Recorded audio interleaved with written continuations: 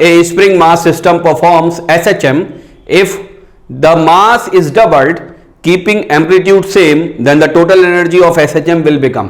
Total energy कितनी हो जाएगी अगर हम मास तो डबल कर दें हालांकि एम्पलीट्यूड को हम सेम रखें. ठीक है, तो बच्चों जब हम टोटल एनर्जी का फॉर्मूला देखते हैं, टोटल एनर्जी या इसको अगर हम कहें एनर्जी रिस्पॉन्सिबल फॉर एसएचएम तो ज्यादा ठीक रहेगा. ठीक है, इसका जब हम फॉर्मूला देखते हैं तो हमको मिलता है हाफ के ए स्क्वायर. अगर के की value in terms of mass and omega रख दें तो हमको दिखता है हाफ एम ओमेगा स्क्वायर ए स्क्वायर.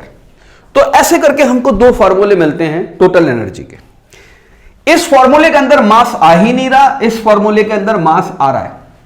तो कौन सा फॉर्मूला हम वैलिड है इस पर्टिकुलर सिचुएशन के लिए कि जब हम मास को डबल कर रहे हैं हालांकि एम्पलीट्यूड को हमने कांस्टेंट रख रखा है. ध्यान से समझिए.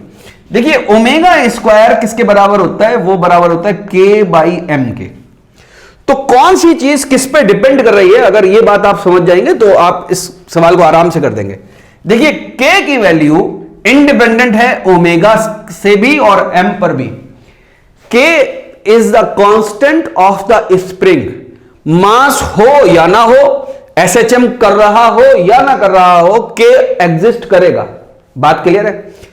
तो ये वाला फॉर्मूला ज्यादा वैलिड है. ओमेगा की वैल्यू डिपेंड करती है के पर भी यानी स्प्रिंग कांस्टेंट पर भी और मास जो अटैच हो रहा है उस पर भी. बात क्लियर है. तो ये फॉर्मूला ज्यादा वैलिड है. इसके अंदर मास नहीं आ रहा इस सिचुएशन के अंदर.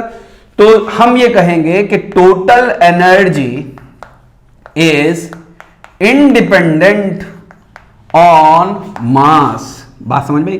टोटल एनर्जी मास पर डिपेंड ही नहीं करती, बस वो एम्पलीट्यूड पर डिपेंड करती है. क्योंकि हमने एम्पलीट्यूड कांस्टेंट फिक्स रखा है इसलिए total energy will remains change. ठीक है, तो अनचेंज्ड वाला जो आंसर है उसको हम लगा देंगे. Thank you very much.